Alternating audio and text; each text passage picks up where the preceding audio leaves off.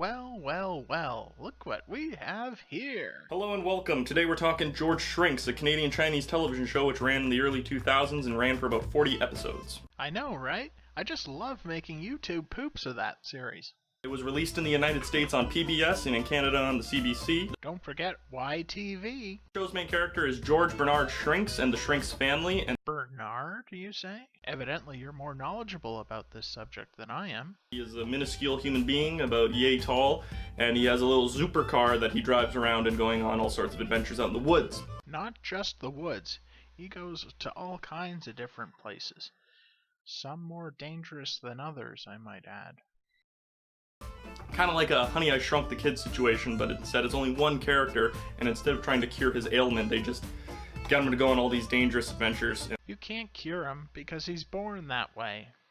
Now, I have two main issues with the show. I actually liked the show growing up. My first problem is the origin of George Shrinks. And in my research, I couldn't find anything within the show that explained how George got to be so small. I did.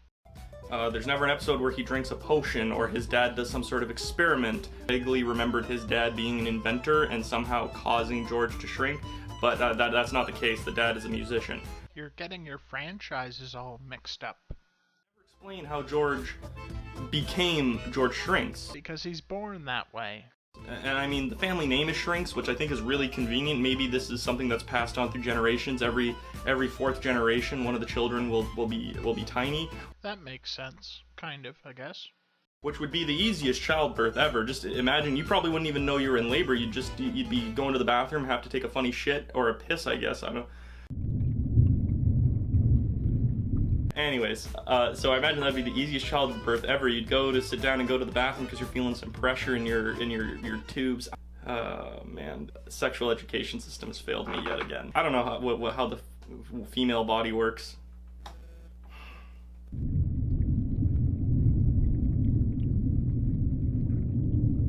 And then just you squirt out a little. Imagine how small he was as a baby too. Like, I remember when you were only knee-high to a diaper pin, George. he's I think a teenager in the show, so Just about 10, actually, so I'm told. it must have been like a pee. It's a miracle his mother didn't flush him down the toilet. Can't believe I was ever that small. While researching, I found that in the children's book, George dreamed of being tiny, and then he woke up to find that he actually was tiny. So some stupid logic there, but there's your explanation. George dreamed himself to be tiny. It was just a dream. Dream isn't reality. Well, now that tangent's over, I'm going to be moving on to my big issue with the show. The character Becky Lopez is George's best friend. She's a regular-sized human girl, and she often accompanies George on a lot of his adventures, providing, I guess, an aerial point of view to George, or assisting him get into places that he wouldn't normally be able to get to, or helping him out of situations that he wouldn't normally be able to get out of. Yes, she has all the powers of a normal-sized human being. And she was introduced in the episode Close Encounters of the Bird Kind. And this is where our problems begin. In this episode, George meets Becky. George has the supercar. In the episode, Supercar Caper, we see George and his father create the supercar. This is a flashback episode taking place before the creation of the supercar. And he already knows Becky. That episode is a flashback episode only up to a certain point. See, it details how George went about building a means of propulsion for himself, a vehicle to get around in, and, explaining how the supercar was built. Once the episode gets to the part about the garage sale, it ceases to be a flashback. So there's no exact specified time length between when the supercar was built and the episode where he first meets Becky. In fact, the episode Supercar Caper begins in medias res, or however you call it. They can't find the supercar because those corporate goons swindled them out of it, and now they're all depressed. I would have thought George would be smart enough to figure this out, given that those two stooges were making a big scene of themselves and getting so obsessed over wanting to buy the car themselves. What a pair of tools. Shit that keeps me up at night, okay? I'm fucking tired of it. I demand that the show creators retcon this. Either the Supercar Caper episode gets remade, without Becky, or the episode where George meets Becky, they need to write the supercar out. I don't know. It's just lazy writing. Like, I don't know. I think kids deserve an answer. The grown adults who are still living with this. I can't be the only one. Grown adults who are living with this. Oh, come on now. It's the number one cause of stress in my life.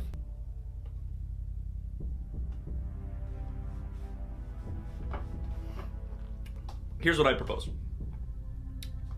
Retcon the episode where George meets Becky. That episode is no longer canon.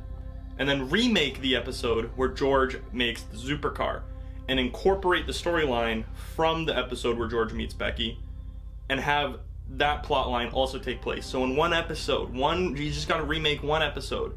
George meets Becky and makes the supercar. And here I thought I was a huge fan who was taking things too far. While you're at it, make George a regular-sized human. And then have the creation of the supercar, maybe make it so the supercar can grow and shrink, but... So it would be like the car version of the Magic School Bus? It's like a one-time thing, like they make a laser that can make it shrink or something. And then have George get hit by it instead. And I know this sounds like fan fiction, like... No, it sounds like a more blatant ripoff of Honey, I Shrunk the Kids, but... You know, whatever. One episode where you get all this shit out there. But this is what the people need. People need an explanation for these three things. They need to explain how George became shrunk. And you know what? Little side tangent. Also change the family name. Have them be George normal sizes. Give me a break. Like George Bernard normal size. And his dad is Mr. Normal Size. His mom is Miss Normal Size. And Junior is Junior Normal Size. And their cousin. Jazzercise.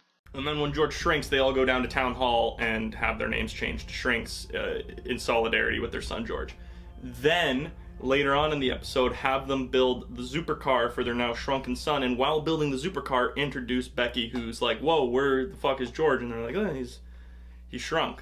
I could probably come up with better fan fiction than that. Thank you for listening. Give me a solid George Shrinks timeline. That's all I ask.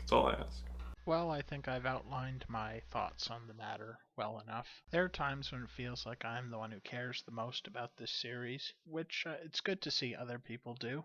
I make these videos, I make YouTube poops, I make serious videos, and I even make fan fiction, or at least I'm getting around to it. Sometimes I think I might become for George Shrinks what Chris Chan is for Sonic or Pikachu or whatever. And I come to think of it, that's not necessarily a good goal to want to achieve. Poor old Chris Chan getting teased. Or would you rather be called Christine nowadays? Pardon me for ending this on a rather depressing note,